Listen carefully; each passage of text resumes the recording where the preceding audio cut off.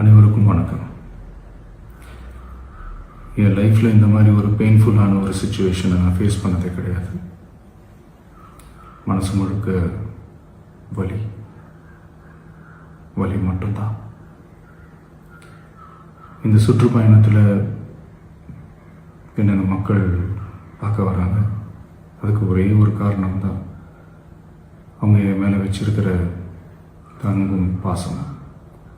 அந்த அன்புக்கும் பாசத்துக்கும் நான் எப்பவும் கடமைப்பட்டிருக்கிறேன். அதனால தான் இந்த சுற்றுப்பயணத்தில் மற்ற எல்லா விஷயங்களையும் தாண்டி மக்களுடைய சேஃப்டி, அதில் எந்த காம்ப்ரமைஸும் பண்ணிடக்கூடாதுன்றதுக்காக தான் அது என் மனசில் ரொம்ப ஆழமாக இருக்கும் அந்த எண்ணம். அதனால தான் இந்த அரசியல் காரணங்கள் எல்லாத்தையும் தவிர்த்துட்டு ஒதுக்கி வச்சுட்டு மக்களோடைய சேஃப்டி மட்டும் மைண்டில் வச்சுக்கிட்டு அதுக்கான இடங்களை சூஸ் பண்ணுறது, அதுக்கான இடங்களை பார்த்து பெர்மிஷன் கேட்குறது, போலீஸ் டிபார்ட்மெண்ட்டில் அதை ரிக்வெஸ்ட் பண்ணி கேட்போம். ஆனால் நடக்கக்கூடாதது நடந்துருச்சு. நானும் மனுஷன் தானே. அந்த நேரத்தில் அத்தனை பேர் பாதிக்கப்பட்டு இருக்கும்போது எப்படி அந்த ஊரை விட்டுட்டு என்னால் கிளம்பி வர முடியும்? நான் திரும்ப அங்கே போகணும்னு இருந்துச்சுன்னா அதை ஒரு காரணம் காட்டி அங்கே வேறு சில பதட்டமான சுச்சுவேஷன்ஸ், வேறு சில அசம்பாவிதங்கள் அந்த மாதிரி எதுவும் நடந்துடக்கூடாதுன்றதுக்காக தான் நான் அவாய்ட் பண்ணேன். இந்த நேரத்தில் சொந்தங்களை இழந்து தவிக்கிற அத்தனை குடும்பங்களுக்கும் என்னுடைய ஆழ்ந்த இரங்கலை தெரிவிச்சுக்கிறேன். எனக்கு தெரியும், என்ன சொன்னாலும் இது ஈடேயாகாதுன்னு எனக்கு தெரியும். ஹாஸ்பிட்டலில் ட்ரீட் பண்ணிகிட்ருக்கிற எல்லாருமே சீக்கிரமாக க்யூர் ஆகி வரணுன்றதை இந்த நேரத்தில் நான் வேண்டிக்கிறேன். கூடிய சீக்கிரமே உங்கள் எல்லாரையும் நான் சந்திக்கிறேன்.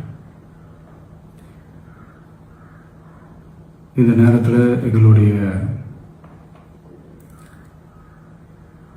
வலிகளை, எங்களுடைய நிலைமையை புரிஞ்சுக்கிட்டு எங்களுக்காக பேசின அரசியல் கட்சிகளை சார்ந்த நண்பர்கள், தலைவர்கள் அனைவருக்கும் என்னுடைய நன்றியை தெரிவிச்சுக்கிறேன்.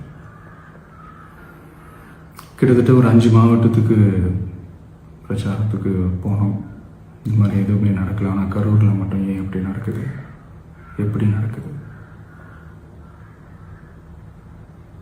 மக்களுக்கு எல்லா உண்மையும் தெரியும். மக்கள் எல்லாத்தையும் பார்த்துக்கிட்டு இருக்கிறாங்க. கரூரை சேர்ந்த அந்த மக்கள் அந்த உண்மையெல்லாம் வெளியில் சொல்லும்போது எனக்கு கடவுளே நேரில் வந்து இறங்கி அந்த உண்மைகள்லாம் சொல்கிற மாதிரி எனக்கு தோணுச்சு. சீக்கிரமே எல்லா உண்மைகளும் வெளியில் வரும்.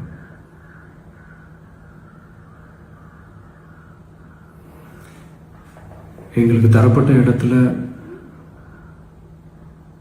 நாங்கள் போய் அந்த ஸ்பாட்டில் நின்று நாங்கள் பேசிட்டு வந்தோம். அதை தாண்டி எந்த தவறும் எங்கள் சைடில் நாங்கள் எதுவுமே செய்யலை. பட் இருந்தாலும் எங்கள் கட்சியை சேர்ந்த நிர்வாகிகள், தோழர்கள் மேலே எஃப்ஐஆர், அது மட்டும் இல்லை சோஷியல் மீடியாவை சேர்ந்த நண்பர்கள், தோழர்கள் அவங்க மேலே எஃப்ஐஆர்லாம் போட்டு இப்போ பிடிச்சிட்டு இருக்கிறாங்க.